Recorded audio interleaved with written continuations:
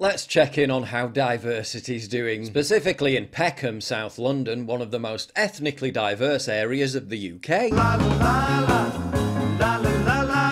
Yeah, it's changed a bit since then. A viral video shows the Pakistani owner of a hair and cosmetics store grappling with a black customer. The woman was angry because he refused to give her a refund for 3 wigs that cost £7.99 each. The owner said the receipts clearly showed no refunds were available, but he did offer her an exchange. Some people also accused the woman of trying to shoplift. Now here you can see that she tried to leave with about 10 packets, so she basically And while the owner clearly did physically restrain the woman, the longer video clip clearly shows her beating him over the head again and again. While he shouldn't have put his hands on her, she's clearly the one who's out of control. And how did the local community respond? By plastering the shop with angry posters calling the Pakistani owners parasitic merchants, demanding the place be shut down and telling Asians to go to hell, while asserting it's not just this store, it's all of them on the strip. There's that famous high trust society. There's that famous cohesive multicultural they keep telling us about. Now the shop owner is in hiding, facing multiple death threats, and has had to take his kids out of the local school. His efforts to preach about how much he loves diversity don't appear to have helped. Black Lives Matter activists then descended on the scene to stage angry protests. So a Pakistani man and a black woman got in a physical squabble, which then inflamed wider community tensions between the South Asian and black communities in Peckham. Right, so it's pretty clear who's really to blame then, isn't it? Obviously it's white people. Look at the system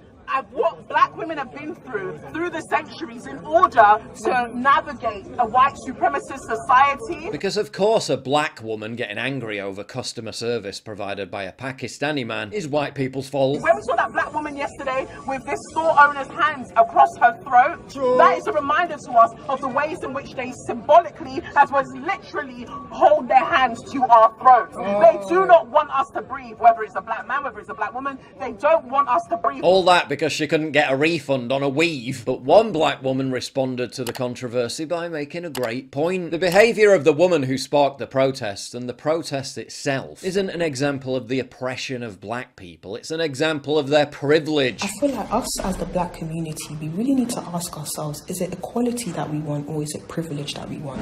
Because equality looks like a foreigner has come to the country, he's built his business, he just doesn't accept the refunds, and you as another foreigner, you just allow him to run his business how he wants to and figure out something to do with your hair. Privilege, on the other hand, looks like kicking up a fuss, stealing things from the store, slapping the security guard as soon as he tries to stop you from stealing, throwing the cart in his blood clot eye, and then telling everyone to protest for your rights.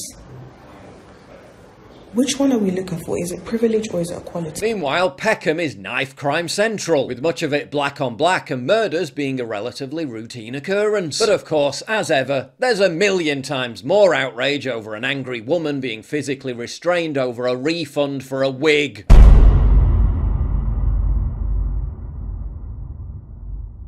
Get early access to videos, exclusive live streams, and personally DM me. You've seen how much I get demonetized all the time. Well, this is how you support me. By subscribing at pauljosephwatson.locals.com. Please click the link in the description.